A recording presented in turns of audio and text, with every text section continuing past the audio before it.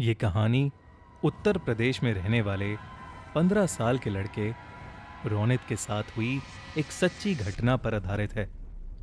एक शाम रोनित अपनी ट्यूशन खत्म करके घर जाने के लिए बस स्टॉप पर बैठा बस का इंतजार कर रहा था। तभी उसने देखा कि एक बूढ़ी औरत वहीं बैठी रो रही थी।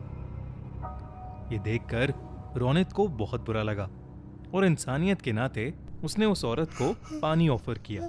उस औरत ने अचानक ही रोना बंद कर दिया और उसने रोनित की तरफ बहुत ही डरावने तरीके से देखा और उससे पूछने लगी, क्या तुम्हें पता है मेरा पति कहाँ है? पता है तो मुझे अभी बता दो, वरना तुम्हारे साथ अच्छा नहीं होगा। रोनित उसका ये सवाल सुनकर 2 कदम पीछे हट गया। उसे लगा कि वो औरत शायद पागल है, लेकिन वो औरत अपनी जगह से उठी और रोनित की तरफ बढ़ने लगी। रोनित ने तब देखा कि उस औरत के पैर उल्टे थे और वो जमीन से थोड़ा ऊपर हवा में थी। ये सब देखते ही रोनित बुरी तरह डर गया। उसके साथ ऐसा कुछ पहली बार हो रहा था। उसने अपनी पानी की बोतल वहीं छोड़ी और भागने लगा। भागते भागते वो सीधा अपने घर पहुंच गया।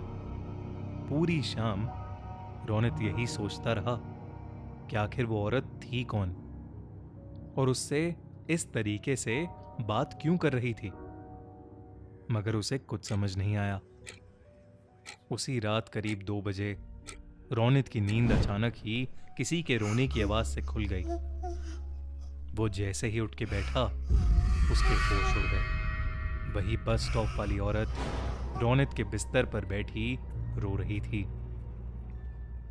उसके हाथ में वही पानी की बोतल थी जो रोनित बस स्टॉप पर छोड़ आया था, मगर उस बोतल में पानी नहीं बल्कि खून था। वो औरत एकदम से रोनित पर झपटी और उसका गला दबाने लगी। उसका चेहरा इतना डरावना था कि जैसे वो रोनित को वहीं खा जाएगी। वो बार बार यही कहती रही कि रोनित ने उसके पति को मारा है। रोनित डर के मारे जोर जोर से चिल्लाने लगा। तभी उसके मम्मी पापा भागकर कमरे में आ गए। उन्होंने जैसे ही लाइट ऑन की, वो औरत रोनित के ऊपर से गायब हो गई। बेचारा रोनित हक्का बक्का होकर रोते हुए अपने पेरेंट्स को सब कुछ बताने लगा, लेकिन उसके मम्मी पापा को लगा कि शायद उसने कोई बहुत बुरा सपना देखा है। आज तक रोनित समझ नहीं पाया है कि उसके साथ उस दिन आखिर क्या हुआ था और वो औरत कौन थी। लेकिन रोनित उस रात के बाद से कुछ महीनों तक बहुत सहमा सहमा रहने लगा। उसने अपनी ट्यूशन भी छोड़ दी और फिर कभी उस बस स्टॉप वाले रास्ते पर नहीं गया। आपको क्या लगता है, कौन थी वो औरत?